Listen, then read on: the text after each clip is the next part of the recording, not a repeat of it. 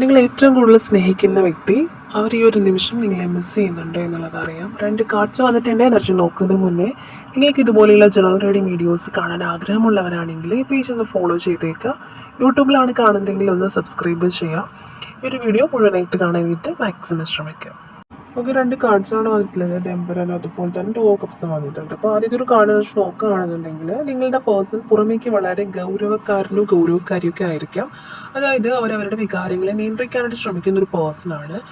ആ ഒരു പേഴ്സൺ എന്ന് പറയുന്നത് അവരുടെ അധികാരമൊക്കെ പ്രകടിപ്പിക്കാൻ ആഗ്രഹിക്കുന്ന ഒരു വ്യക്തിയാണ്. എന്നാൽ ഭയങ്കരമായിട്ട് കർക്കശം പിടിക്കുന്ന അങ്ങനത്തെ ഒരു നേച്ചറായിരിക്കാം ചിലപ്പോൾ.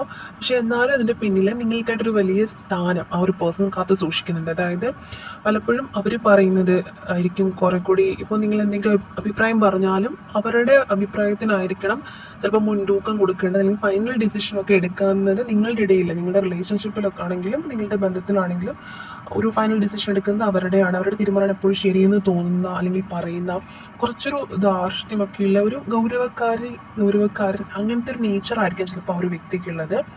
അപ്പോൾ അദ്ദേഹത്തിൻ്റെ ആ ഒരു ഉത്തരവാദിത്തങ്ങളോ സാഹചര്യങ്ങളോ ഒക്കെ അവരെ ഇത്രയും ഗൗരവമുള്ള ഒരാളാക്കിയതുമായിരിക്കാം. ചെറിയ ഏജ് ആണെങ്കിൽ പോലും ചിലപ്പോൾ ആ ഒരു ഏജിനനുസരിച്ചുള്ള അതിനേക്കാൾ ഉപരിയായിട്ടുള്ളൊരു മെച്യൂരിറ്റി കാണിക്കുന്നൊരു വ്യക്തിയായിരിക്കാം, അല്ലെങ്കിൽ അങ്ങനെ ബിഹേവ് ചെയ്യുന്നൊരു പേഴ്സൺ ആയിരിക്കാം.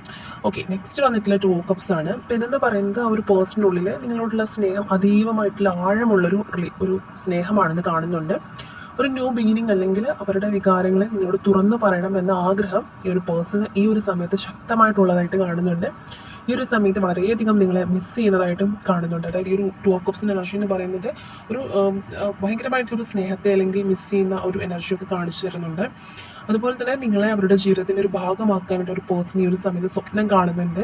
അവരുടെ സ്നേഹം എന്ന് പറയുന്നത് വളരെ സത്യസന്ധവും സുസ്ഥിരവുമായിട്ടുള്ള ഒന്നാണെന്ന് കാണിച്ചു തരുന്നുണ്ട്. അതായത് എത്ര ദേഷ്യമാണെങ്കിലും അല്ലെങ്കിൽ പുറമേ കുറച്ച് ഗൗരവമാണെങ്കിലും പലപ്പോഴും ചിലപ്പോൾ നിങ്ങൾ ആഗ്രഹിക്കുന്ന രീതിയിലായിരിക്കില്ല അവർ നിൽക്കുന്നത്. പക്ഷെ നിങ്ങൾക്കും അറിയാം അവരുടെ ഉള്ളിൽ നിങ്ങളോട് നിറയെ സ്നേഹമാണെന്നുള്ളത്.